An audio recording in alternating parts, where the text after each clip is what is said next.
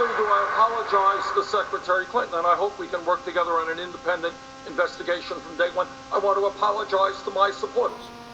This is not the type of campaign that we run, and if I find anybody else involved in this, they will also be fired.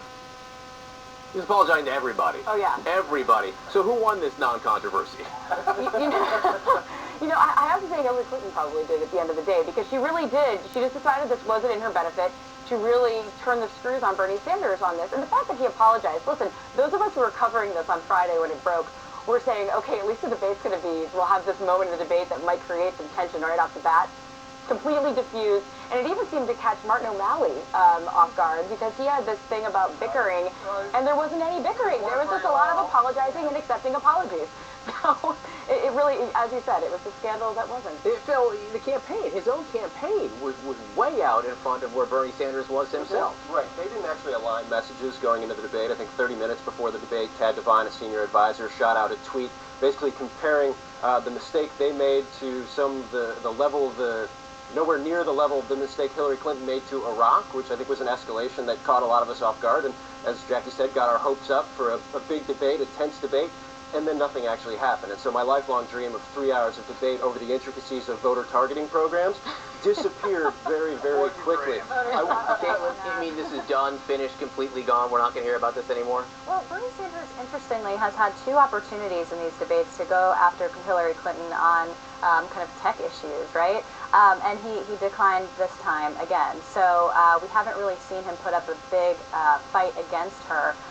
Foreign policy really is where we saw the distinction. And Jonathan Martin, in your piece this morning, your debate wrap, you raised the case here that perhaps Bernie Sanders has a bigger problem than data breach gate. And it might be where this campaign is heading right now. Yes, he is winning in New Hampshire. We can show the latest poll from the Boston Herald, Franklin Pierce. Sanders at 48, Clinton at 46. That's well within the margin of error. But the bigger number for him, the one that might be a bigger problem, is who do you think is going to be best to handle terrorism? And that's Clinton, 60%, Bernie Sanders, 25%. This is now becoming an ISIS election. Right, and the issue set doesn't play well for where Bernie's strength is. We're just talking about economic inequality. And that's really his passion, too, by the way. That's what he wants to talk about. And you can see that. Phil mentioned his staff, and he's not on the same page. Time and time again, you see the staff being more into this. The jockey wants it more than the horse. And the fact is that it's Bernie's campaign, and his staff wants to be much more negative with Hillary. He wants to talk about the issues. He wants to focus on, especially, economic inequality and the fact that, as he says, the millionaires and billionaires are the ones who run this country. And the staff, you can tell, tries to push them towards guns, towards ISIS, towards more engaging with Hillary. He doesn't want to do it. Is the moment past? Have people stopped feeling the burn?